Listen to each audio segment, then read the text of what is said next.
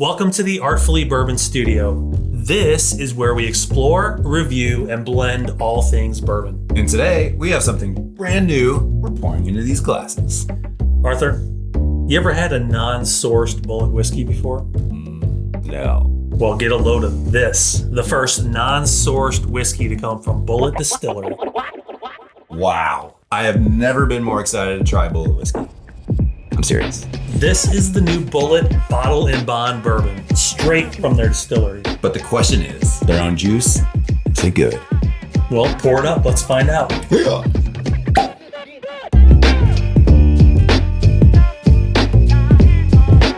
This is another art review. And by art, we actually mean whiskey. More specifically, Bottled and Bond Bourbon.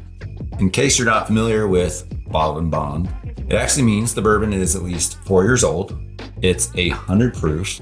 It's distilled in a single season in a federally bonded warehouse. So it's legit. But more importantly, this is the first real taste of Bulleit's own distillate. This is them putting their stamp on bourbon history. Yep, bourbon history right here in this limited release. More on that later. As always, we'll put this bottle through our review process. And remember, every single bottle that we review in this series gets a shot at competing for our American Whiskey of the Year at the end of the year. So don't miss the best whiskeys of the year. What are you doing? Hit the subscribe button. Frontier Whiskey History. Right here. Let's try it.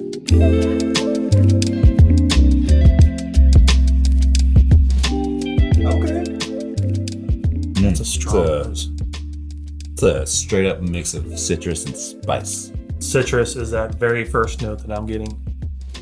It's like, is it orange? What? Almost grapefruit. You get grapefruit? Like an orange. Tangerine. Tangerine? Are they different? What is a tangerine? It's one of those things. It's like a bright orange zest. Yeah. Did someone just pour an old fashioned in here? Like what's happening right now? Get some caramel. Maybe a little tiny bit of vanilla. Get some of that Bulleit signature rye spice. Signature rye spice. Can you even say signature? I mean, there's their first. This is their signature, I guess. It's I was gonna say it's probably a high rye bourbon, but we don't know that. Yeah, we're not on match. Well, let's talk bottle design. All right.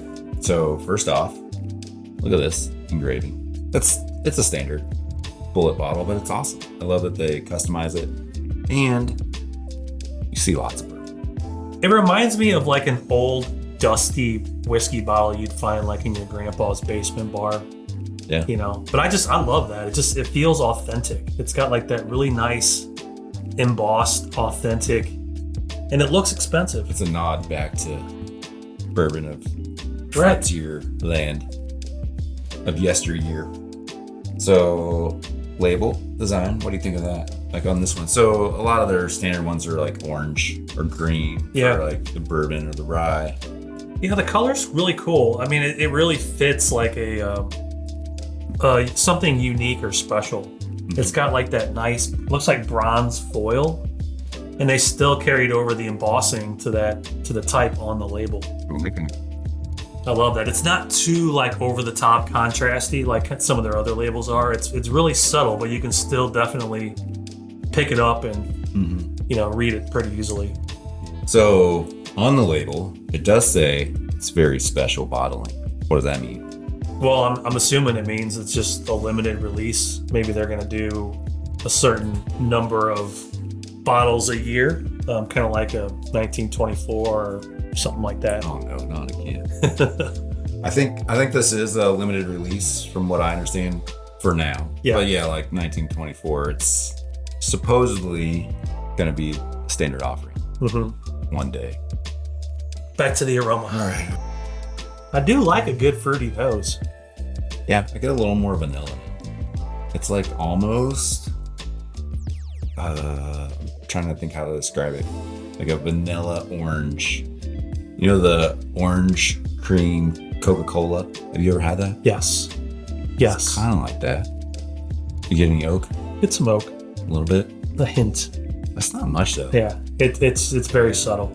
Man, this is the best thing I've ever smelled that came from Bulleit. I honestly can't even recall the last Bulleit I've had neat. Probably the cast strength. I've had a rye neat, but it's not nose like this. Yeah. See how it tastes. Cheers.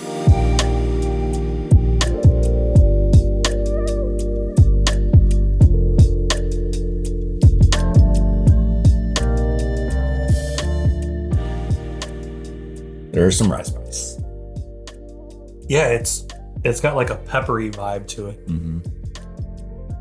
Yeah, it's earthy, but I also get not quite as much of the fruit notes. Not as orange. Maybe there's some red fruit, raspberries or cherries. What do you think of the mouthfeel? It's nice. It's like oily and I don't know, like viscous, but like it. I don't know. I taste it all over the place. You get like a toasted sugar note. A little bit. I mean, it's sweet. There is like a little bit of a bread note to it, I think. So do we know anything about the mash bill? We do not have mash bill because they didn't share it with us. I think I said this earlier, but the press release states that it's 7 years old. It doesn't say it on the bottle, but I read that too. I love the higher age statement. I think that's great. They could have put this out 5 years. It says right here from the 2017 distillation season. I think this is interesting because it reminds me of another distillery that launched their own juice with a bottle and bond. Ben Holiday.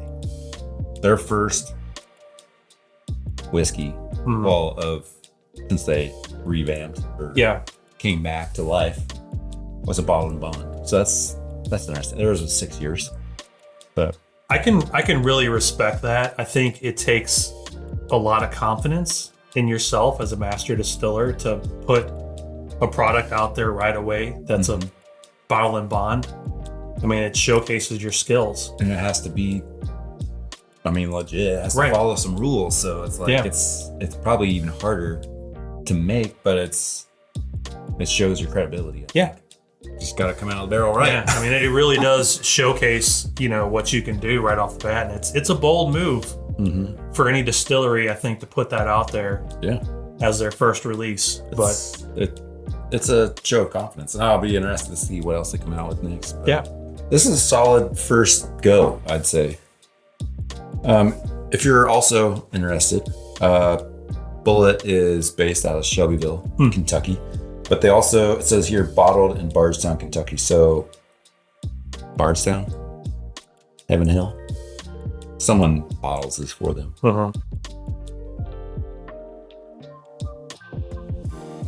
Okay, so again, going back to that old fashioned taste, just kind of drinking an old fashioned without the ice cube, like drinking it, just mixing up the ingredients without the ice cube. Get a little heat. It's a little heat. There's a little pepper on the end, maybe a little oak, not a lot. Yeah. And it dissipates kind of quickly.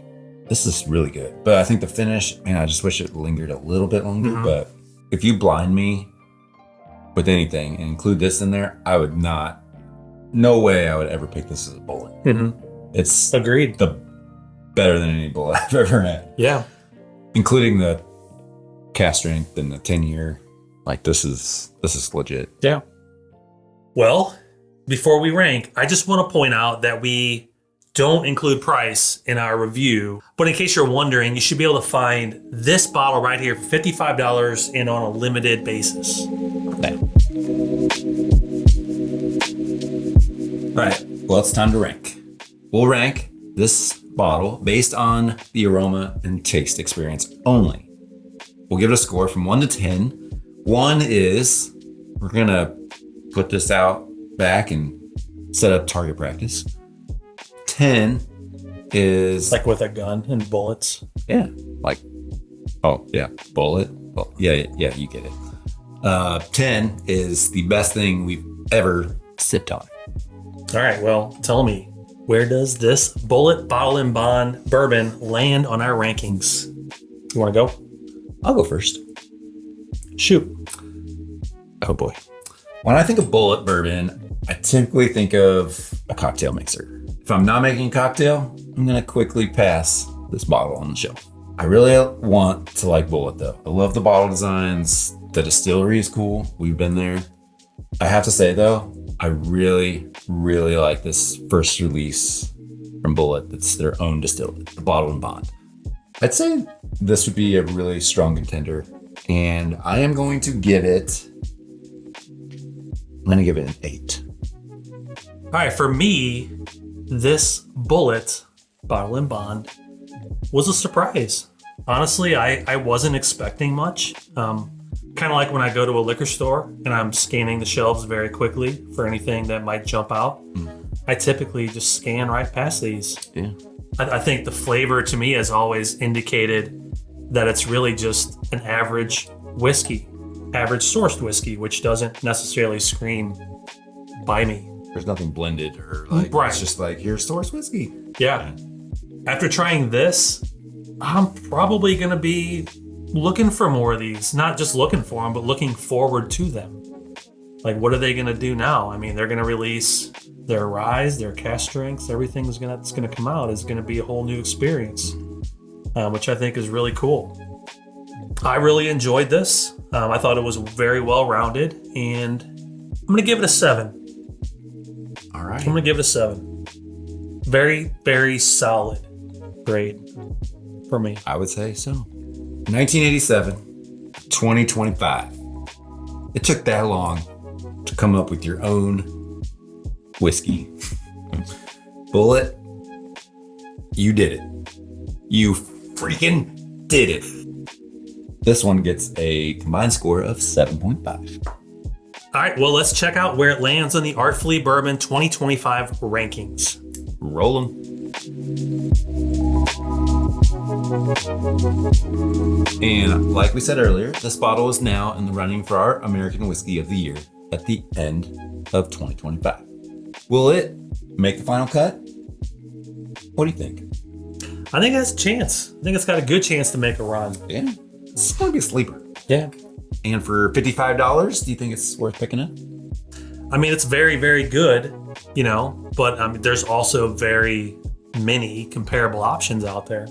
If you'd like to try before you buy, join us over on Patreon and you'll have a chance to get yourself a sample of this. And if you enjoyed this episode, make sure to hit that like button, subscribe, and ring the bell so you don't miss our next review, hunt, or competition. Cheers to Bulleit. Cheers. You did it. Thanks for watching. Until next time. Enjoy responsibly. Peace. I need some more old fashioned.